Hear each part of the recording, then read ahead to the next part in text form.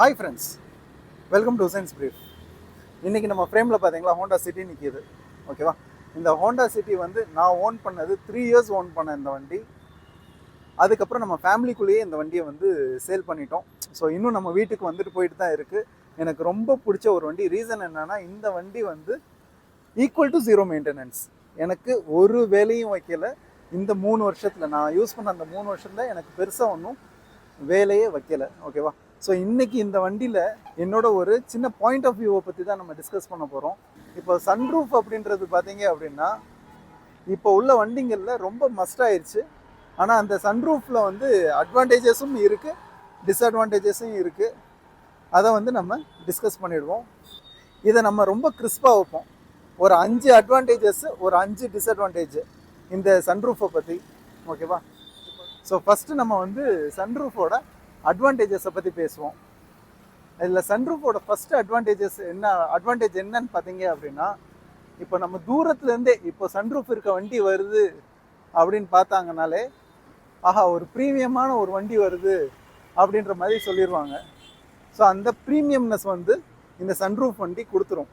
ஏன் அப்படின்னா, top end வண்டியில் மட்டும்தான் சன்ரூஃப் இருக்கும். ஸோ ஒரு வண்டி டாப் எண்டாக இருக்குது அப்படின்னா அதில் அலாய்ஸ் வந்துடும், சைடில் கிளாடிங்ஸ் எல்லாம் வந்துடும், அந்த சுற்றி வந்து குரோம் ஃபினிஷ் வரும்.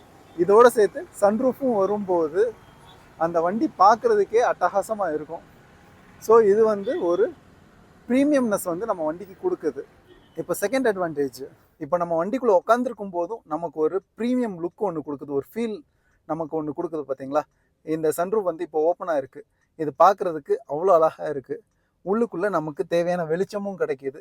இதுவே வெளியே மழை பெஞ்சிச்சினாலும் நம்ம அதை என்ஜாய் பண்ணலாம். கொஞ்சம் சின்ன குழந்தைங்க இருக்காங்க, ஸ்கைப் ஆகணும் அப்படின்னு சொன்னாங்கனாலும் நம்ம இதை காட்டலாம். ஸோ இந்த விதத்தில் உள்ளே உட்கார்றவங்களுக்கும் ஒரு ஒரு ஒரு ப்ரீமியமான வண்டிக்குள்ளே போகிறோம் அப்படின்ற ஒரு ஃபீல் கொடுக்குது. தேர்ட் அட்வான்டேஜ் பார்த்தீங்க அப்படின்னா, மெயின்லி ஃபார் கிட்ஸ். அவங்க வந்து என்ஜாய் பண்ணுவாங்க. இப்போ சன்ரூஃப் இருக்க வண்டியை அவங்க ரொம்ப என்ஜாய் பண்ணி அதில் ட்ராவல் பண்ணணும்னு நினைப்பாங்க. ரீசன் என்னென்னா, இந்த மாதிரி வெளியே எழுந்திரிச்சு வேடிக்கை பார்க்கலாம். பட் நம்ம ஹை ஸ்பீட்ஸில் போகும்போது வெளியே எழுந்திரிச்சு நிற்கிறது வந்து இட்ஸ் நாட் அட்வைசபிள்.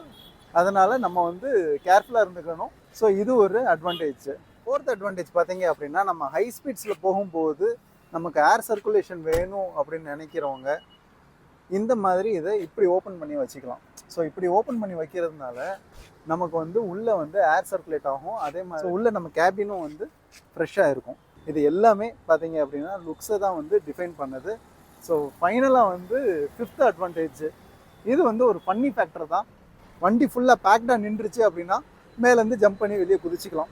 ஸோ இதுதான், இதுக்கு மேலே ஒரு சன்ரூஃபில் ஒரு அட்வான்டேஜ்னு சொல்கிறதுக்கு ஒன்றுமே இல்லை. ஓகேவா, ஸோ இப்போது டிஸ்அட்வான்டேஜஸ்க்கு வரும். சன்ரூஃபை பொறுத்த வரைக்கும் டிஸ்அட்வான்டேஜஸ் ரொம்ப அதிகமாக இருக்குது. ரீசன் என்ன அப்படின்னா, ஸோ நார்மலாக இது ஃபுல்லாக வந்து ஒரே பீஸாக இருக்கும்போது எவ்வளோ ஸ்ட்ரென்த் இருக்குமோ அந்த ஸ்ட்ரென்த் நடுவில் ஒரு கண்ணாடி இருக்கும்போது கண்டிப்பாக இருக்காது. ஈவன் இந்த கண்ணாடி வந்து நல்ல திக்கான கண்ணாடி தான் கொடுத்துருக்காங்க. பட் இருந்தாலும் நம்ம அதே ஸ்ட்ரென்த் வந்து எக்ஸ்பெக்ட் பண்ணவே முடியாது. ஸோ அது ஒரு பெரிய டிஸ்அட்வான்டேஜ். ஸோ செகண்ட் டிஸ்அட்வான்டேஜ் என்னன்னு பார்த்தீங்க அப்படின்னா, என்ன தான் இதில் வந்து ஒரு பிளைண்டு கொடுத்துருந்தாலும் ஓகேவா, நமக்கு மேலே இருக்கிறது வந்து ஒரு கிளாஸ் தான். ஸோ அதனால் உள்ளே வந்து ஹீட் இருக்க தான் செய்யும். ஈஸியாக வந்து கிளாஸ் வந்து ஹீட் ஆகிடும், உள்ளேயும் கேபினையும் ஹீட் ஆக்கிடும். ஸோ அதனால் நம்ம ஏசி போடும்போது நமக்கு கூலிங் டைம் பார்த்தீங்க அப்படின்னா அதிகமாக தான் இருக்கும், ரொம்ப நேரம் ஆகும் கூல் ஆகிறதுக்கு. இப்போ தேர்ட் டிஸ்அட்வான்டேஜ் என்னன்னு பார்த்தீங்கன்னா, ரெய்னி டைமில் உள்ளே உட்காரும்போது மழை பெய்கிற சவுண்ட் உள்ளே அப்படியே கேட்கும் நமக்கு. ஏன்னா இது கிளாஸ் தானே. ஸோ அதனால் நமக்கு நம்ம மேலேயே மழை உழுகிற மாதிரியே ஒரு ஃபீல் இருக்கும்.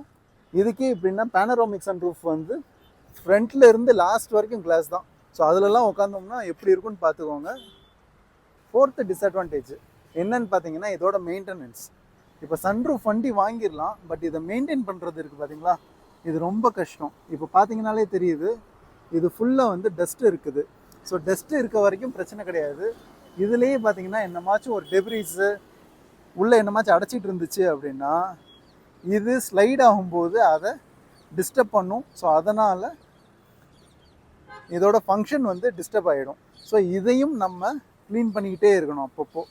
சன்ரூஃப் இருக்க வண்டிங்களில் சன்ரூஃபே நம்ம தனியாக மெயின்டைன் பண்ணுற மாதிரி இருக்கும். ஓகேவா? ஓகே, 5th டிஸ்அட்வான்டேஜ் என்ன அப்படின்னா, வண்டியை எங்கே நிப்பாட்டணும்னாலும் கொஞ்சம் பார்த்து நிப்பாட்டணும்.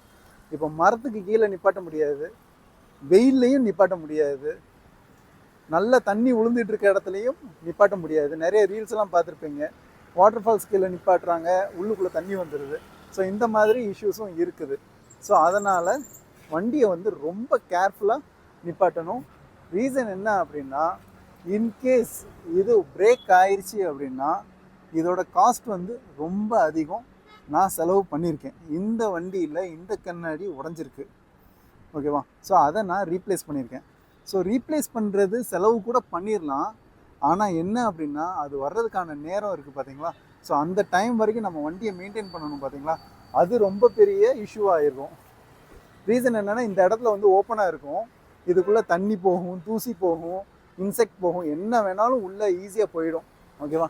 அதனால் இது பெரிய மென்டல் டார்ச்சராக மாறிடும். இன்கேஸ் இது உடஞ்சிருச்சுன்னா இதோட காஸ்ட்டும் ரொம்ப அதிகம். என் கேஸில் இதோட அவைலபிலிட்டி இல்லாமல் ஆயிடுச்சு. நியர்லி 1.5 months வந்து நான் வெயிட் பண்ணுற மாதிரி ஆயிடுச்சு. அது வரைக்கும் இதை நான் பத்திரமா பார்த்துக்கிறேன். வண்டியை பத்திரமா பார்த்துக்கிறது எனக்கு பெரிய டாஸ்காக மாறிடுச்சு. இந்த சன்ரூஃப் அந்த டைமில் வந்து இன்சூரன்ஸ்லேயும் கிளைம் ஆகலை. ஸோ நம்ம காசு கொடுத்து மாத்திரமா தான் ஆயிடுச்சு. நியர்லி 29,000 என்னமோ வெறும் சன்ரூஃபோட காஸ்ட் எனக்கு ஆச்சு. ஸோ அது ஒரு பெரிய செலவு நடந்துச்சு எனக்கு. அது ஒன்று தான் இந்த வண்டி எனக்கு வச்ச பெரிய செலவு. ஸோ ஃபைனல் கன்க்ளூஷன், என்னையை பொறுத்த வரைக்கும் என் லைஃப்பில் அடுத்து வந்து நான் சன்ரூஃப் இருக்க வண்டி எடுக்கணுமா வேணாமான்னு கேட்டோம்னா நான் எடுக்க மாட்டேன். பட் இப்போ சுச்சுவேஷன் என்ன ஆயிடுச்சு அப்படின்னா, சன்ரூஃப் வந்து மினிமம் ஃபீச்சர் அப்படின்ற மாதிரி கொண்டு வந்துட்டாங்க. மேக்ஸிமம் வண்டிங்களில் சன்ரூஃப் வந்துடுது.